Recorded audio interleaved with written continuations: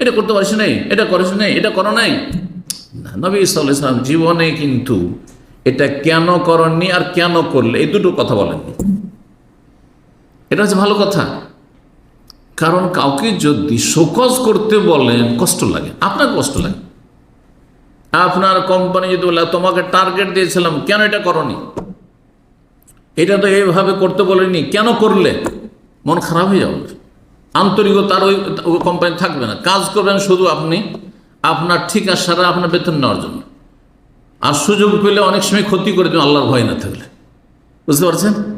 কিন্তু যদি আপনার সাথে সদাচরণ করা হয় আর কখনো জিজ্ঞাসা করা হলো না, মানুষের গাফিলিত হইতে পারে, অনেক সময় টার্গেট পুরো করতে পারলেন না, অনেক সময় হয়তো নিজে থেকে একটা কাজ করেছেন ভালো মনে করে, যেটা ছিল না তাতে ক্ষতি হয়ে গেছে, হয়তো আপনাকে শোকজ করতে বলা হয়নি, আপনি সেটা হাড়ে হাড়ে আপনি ফিল করবেন, অনুভব করবেন, টের পাবেন যে নারী আমাকে জীবনে কথা বলেনি, কেন এটা করলে, কেন এটা করলেন না, এটা করো, এটা করো, এরকম করেনি, ভালোবাসা বলেছে।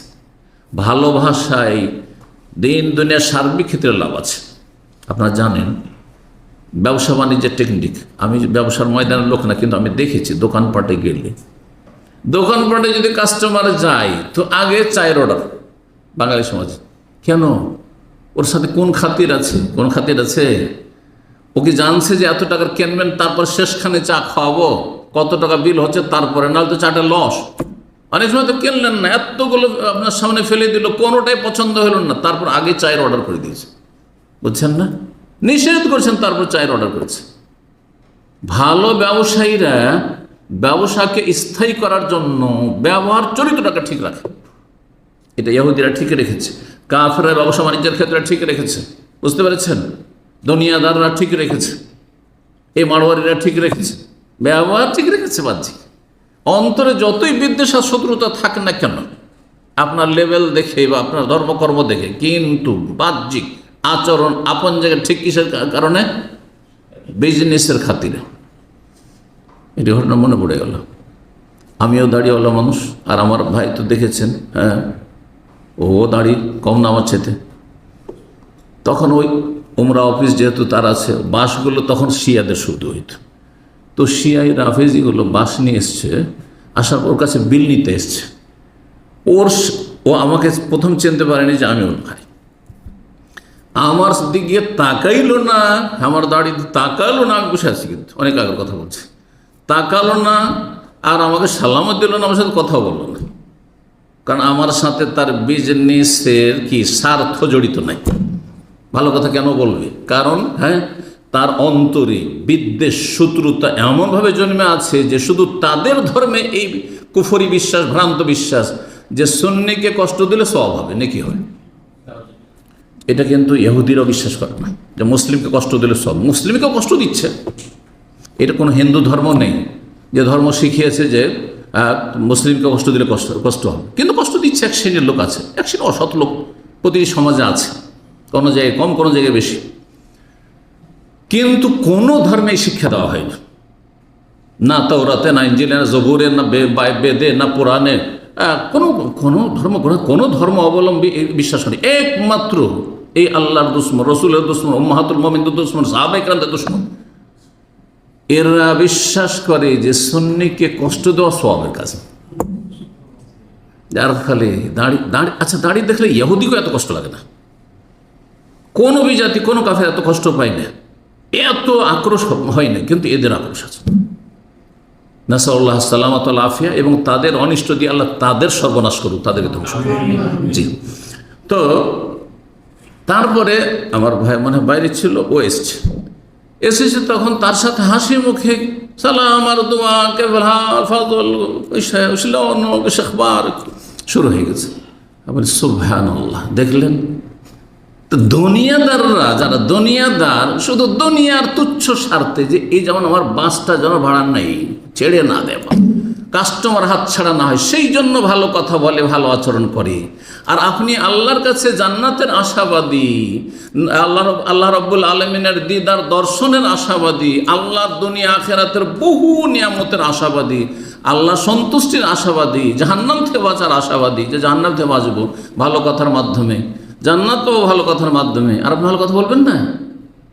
আপনার নিয়ত তো আরো মহৎ, এবং আপনার যে ফায়দা ভালো কথা বলা সেটা সুদূর প্রসারিত। এরা তুচ্ছ সামান্য দুনিয়া পেতেও পারে, নাও পেতে পারে ভালো কথা বলে, কিন্তু আমি আপনি ওই ব্যক্তির কাছে পাই আর না পাই, ওই ব্যক্তির আমার রবের কাছে পাবো ভালো কথা বললে। ভালো কথা বলে কখনো বসে, ভালো কথা বলবে। ইব্রাহিম আলাইহিস সালাম বাবার মুশরিকের সাথে কত ভালো আচরণ করলেন আকৃষ্ট করার জন্য।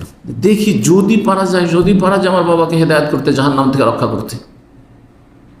প্রত্যেকটা উপদেশে পরপর 3টি বা 4টি রয়েছে সূরা মারিয়ামে। ইয়া আবাতে লা তা'বুদিশ শাইতান, ইয়া আবাতে ইন্নী আখাফু আন ইয়ামাসসাকা আযাবুন মিনার রহমান, ইয়া আবাতে, এইভাবে।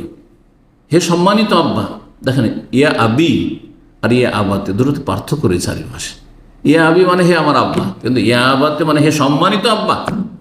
আবিকে আবাতে করা হয়েছে কিসের জন্য? সম্মান প্রদর্শনের জন্য। এটি হচ্ছে পার্থক্য। হে সম্মানিত আব্বা, তাহলে সম্মানকে অখণ্ড রেখেছেন বাবার। মুশরিক কাফের বাবার সম্মানকে অখণ্ড রেখেছেন, মানহানি করেননি, অসম্মান করেননি, অপদস্থ করেন, লাঞ্ছিত করেননি। বুঝছেন না? আমরা কি এখান থেকে শিক্ষা পাই না? আচ্ছা, ছেলে মেয়েদেরকে আদর করে কথা না বলে সব সময় যদি আপনি মিলিটারির মতো কথা বলেন, হ্যাঁ, পুলিশ প্রশাসনের মতো কথা বলেন, আপনি শাসনমূলক কথা, কাজ হবে না? আদর করে কথা বলতে হবে। এই শিক্ষা দেখেন লোকমান হাকিম শিখিয়েছেন আমাদেরকে। ইয়া বনাইয়া, এখানেও ভাষাটি শোনে আপনাদেরকে। ইবনুনের তাসগীর হচ্ছে ইয়া বনাই, বনাই। ইবনুনের তাসগীর হচ্ছে বনাই। ইবনুন মানে কি? সন্তান, ছেলে। তো ইয়াবনি তিনি কেন বলেননি? হ্যাঁ, ইয়াবনি মানে হে আমার ছেলে, হে আমার সন্তান। কিন্তু ইয়া বনাইয়া মানে হে প্রিয় সন্তান, হে প্রিয় বৎস। জি, তাসগীর কিসের জন্য? তাহবিব, ভালোবাসা প্রকাশের জন্য তাসগীর করা হয়।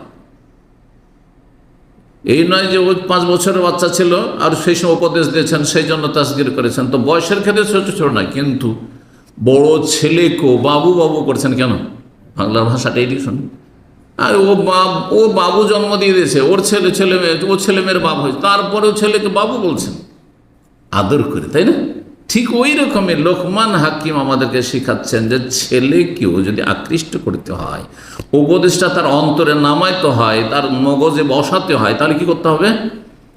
ভালোবাসায় ভালো কথা বলতে হবে। ওয়াকুলু লিন-নাসি হুসনা, ভালো কথা বলতে হবে। ইয়া বুনাইয়া, হে প্রিয় বৎস, হে প্রিয় সন্তান, হে আদরের সন্তান। আমাদের ভাষা হে কলিজার টুকরা, হে বাবু। জি, আজ বলে এই